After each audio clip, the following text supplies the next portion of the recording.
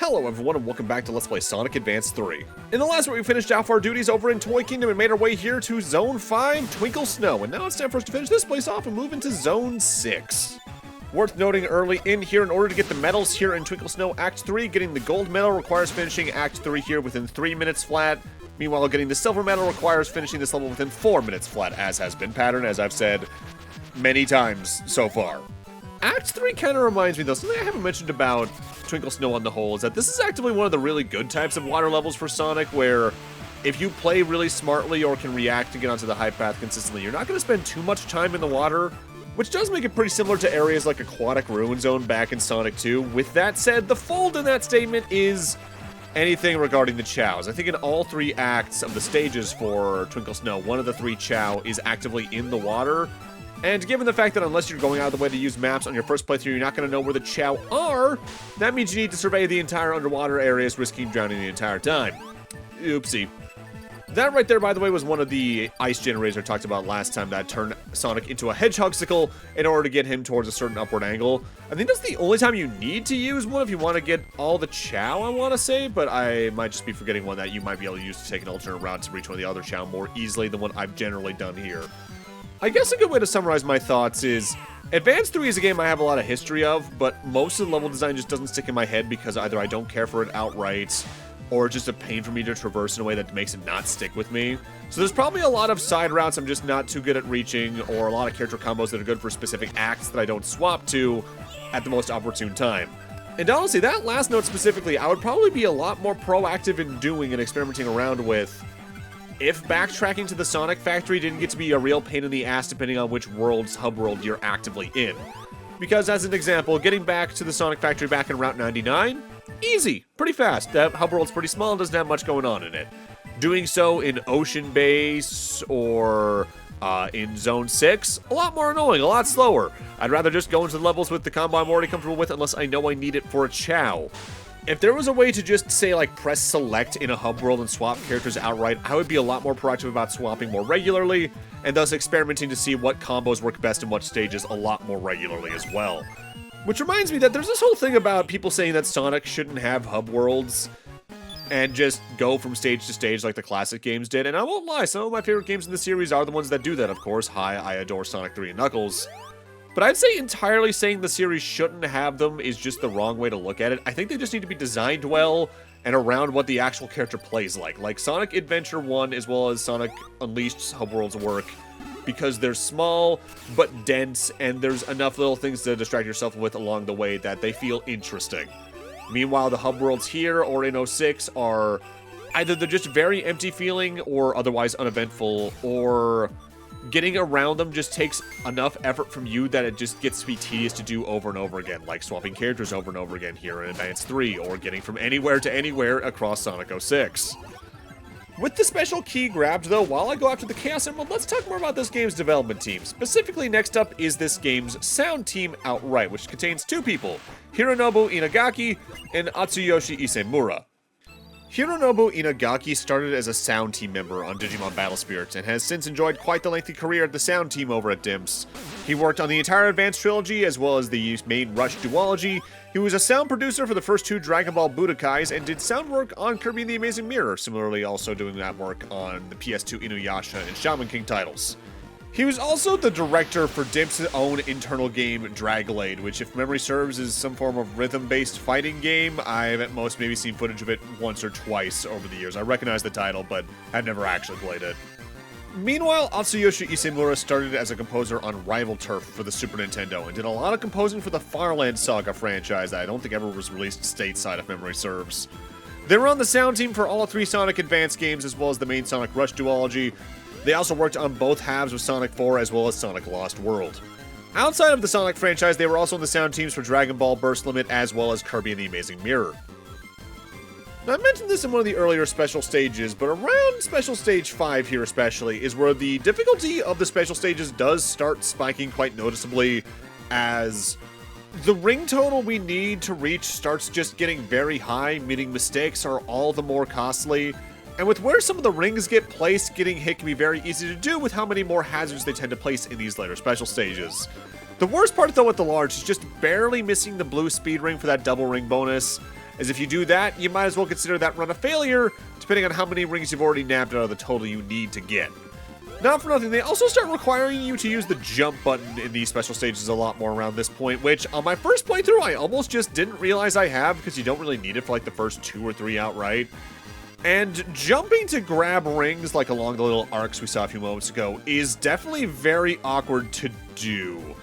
And I can't tell if it's a case of just the depth perception being a little bit wonky, or if it's something about the hitbox of the jump. I guess my best advice I can give is jump sooner than you think you need to, because it's better to be a little bit early and potentially under or overshoot a ring or two, rather than jump too late and clip a projectile at large, because those 5 rings might be the costly mistake that costs you that special stage run.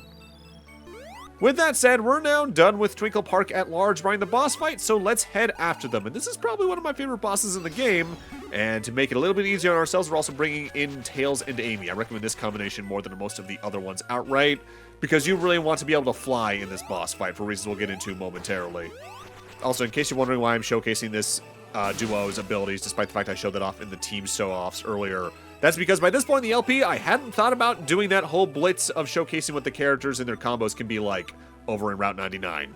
Worth noting, to get the medals in this specific boss fight, to get the gold, you need to actively beat this boss within 1 minute and 30 seconds. In order to get the silver, you need to beat it within 2 minutes. The boss here is the Egg Chaser. This is probably one of the most dangerous bosses in the game, but I actively really like playing it.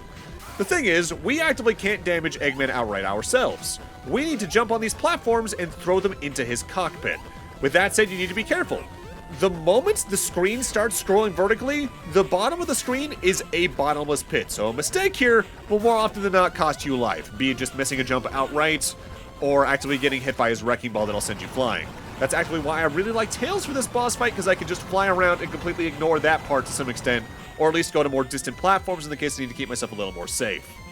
Failure in that fight is definitely incredibly punishing, but if you can pull that fight off, it's one of the most satisfying fights in the game, especially if you can get the attacks in quickly. That's Twinkle Snow all wrapped up, though. Like I said, this is probably my favorite overall zone in the game, which is kind of also because it's the last zone I really have fun playing in any regard, because the final 2 zones in this game have some neat highs, but there's a lot of lows in the final 2 zones. Quite literally, even in some cases. Starting off, we're heading into Zone 6, Cybertrek. I do love this area's aesthetics, as well as its music, though. So, Cybertrek. First off, in order to grab the gold medal here in Act 1, you need to beat it within 2 minutes, and thus getting the silver medal means beating the stage within 3 minutes. We saw a little bit of this in the overworld, but this entire zone has an underlying theme of flipping gravity around. Specifically in the levels, if you see red arrows in the background, crossing those usually flips the gravity in the direction the arrows are pointing. This, in and of itself, isn't too annoying. In fact, I'd say it can lead to some very fun level design at certain points here. But it definitely leads to this zone having the most individual bottomless pits in the entire game. There are several along the bottom of every single one of the 3 acts in this zone, but because of the flipping gravity, there's also several along the ceiling of every level, so be careful and don't go too high or too low. Otherwise, this zone likes having platforms that move along a track that's clearly visible after you land on them, especially in Act 3. It has a lot of cannons you can enter that'll flash between 1 or 2 directions with an arrow, and you can get fired in either of those 2 directions and get bounced along corners until you reach your destination. They bring back the circular platforms that, from my memory, are first in Scrap Brain Zone and Sonic 1, that are circles that are effectively rotating conveyor belts, and if you get on them, you can run along them in that same direction. With that said, jumping off to reach a certain direction from those can definitely be a little bit awkward. They also sort of have a cousin to the fire poles from Sunset Hill, so to speak, earlier in this very game, whereas on those, you slid down them slowly and you could swing along them to the left or right to jump off that direction. The ones here in Cybertrek are similar, but they're placed horizontally to start, so your choice is actually either being flung upwards or downwards. With that said, while usually I can get the fire poles in Sunset Hill to kind of behave with me and send me the direction I want to go in, the timing on either being intentionally flung upwards or downwards by the ropes right here, here's our first couple of them, is a little bit pickier for some reason in my experience. Largely, you'll get flung in the direction your sprite is animating in, but the timing on pressing the jump button to release on that, I feel, is just slightly off from what it feels like it should be. It's one of those things that's hard to describe, but if you've played this stage, you probably know what I'm talking about. This zone has some really good music and some great aesthetics. I just don't really like playing it, though largely Act 1 is fine. It's Act 2 and 3 that really caused this zone to be on my shit list. And even then, more so Act 3 because of how that stage's last, like, 5th goes or so. If I'm being really picky and pessimistic on a day, maybe the latter 3rd of it or so. Act 2 I only really dislike for one specific jump is just kind of weird feeling. And the areas you can go to after grabbing one of the Chao, I just don't like any of the platforming involved with them. Speaking of which, as we move into Act 2, in order to get the gold medal in this stage, you need to beat this act within 2 minutes and 30 seconds. Getting this silver requires beating it within 3 minutes and 30 seconds. And hey, we have the clackers back from Toy Kingdom, and that looked scary, but no, that's actually planned. Going past those one-way platforms can also reverse your gravity. You need to do that to actively get 2 different Chao in this stage.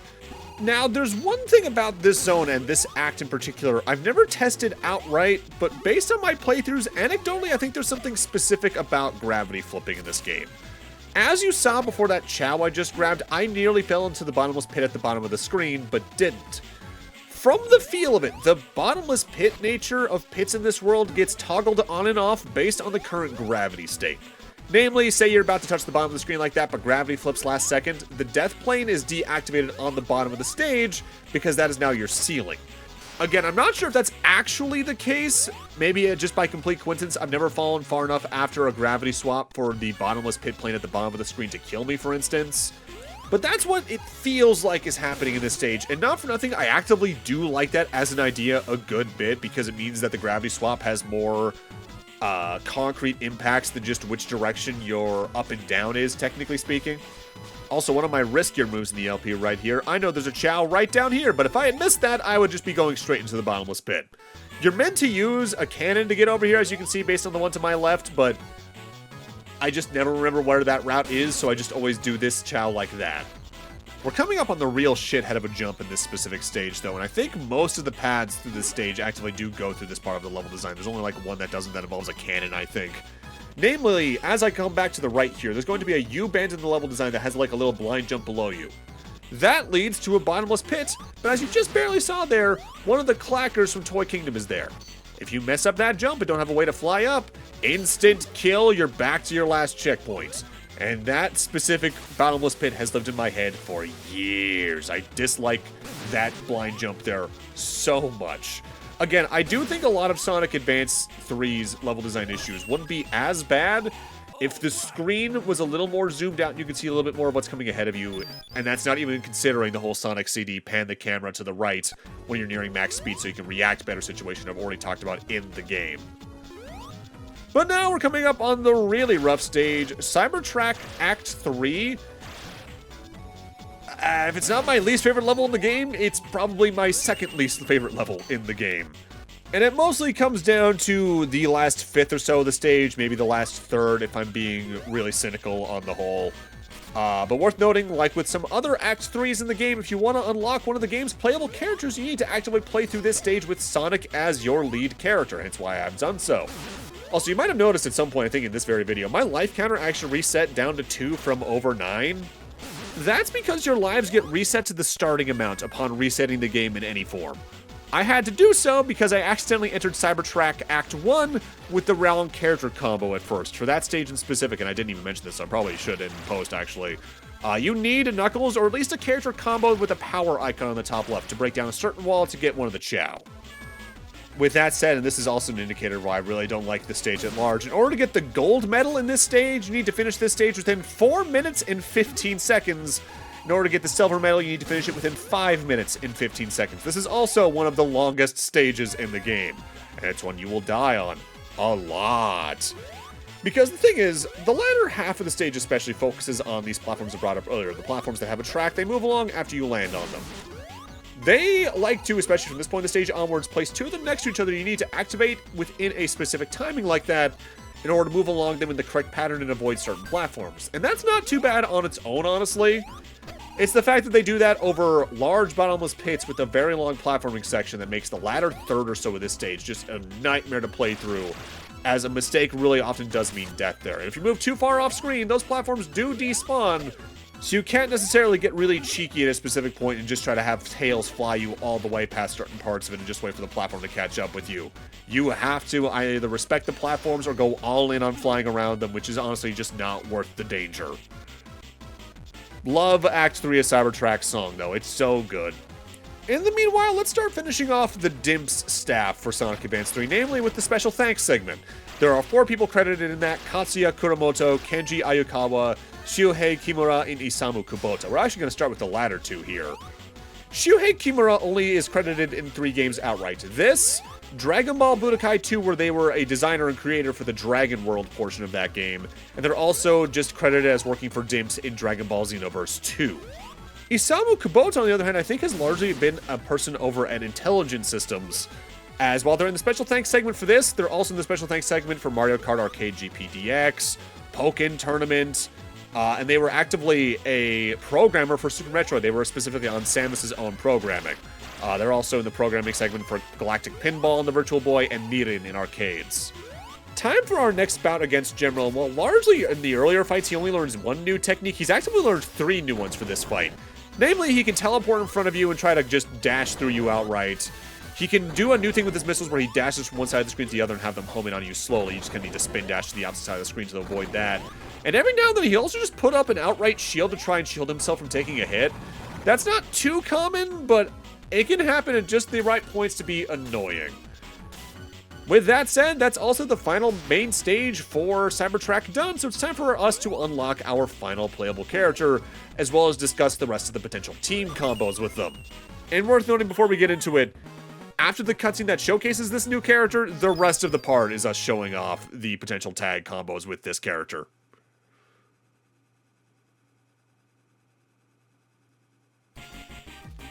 Hey, Cream! Long time no see, Sonic! What are you doing here? Taking a walk with Cheese. But we're lost! This area isn't safe. Let's go! Okay, let's go, Cheese. Now we have access to the Destroyer of Worlds, Cream. Cream's tag action is the same on the ground or in midair, and it's actively transferring control of Cheese to the other character, as well as transforming him into looking like the lead character. This means you can now press the B button with any character to send Cheese after any enemy that character is actively facing. This breaks boss fights in 2, which is probably why she's the final unlockable character. When paired with Sonic specifically, he mostly plays the same as he does with Tails, only now he has an air dash that if used near an enemy becomes the outright homing attack from Sonic Adventure.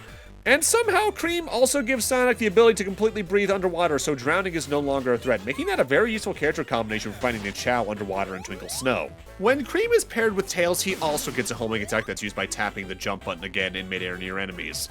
This combo is otherwise not too great though, because it completely changes how his flight works. He now flies with his tail almost below him. This form of flight looks neat, but it actually has a lower height maximum than his standard flight maneuver. But it is faster and I think is better for distances overall. He can still use his tails for damage though, just only when coming from above the enemies rather than below.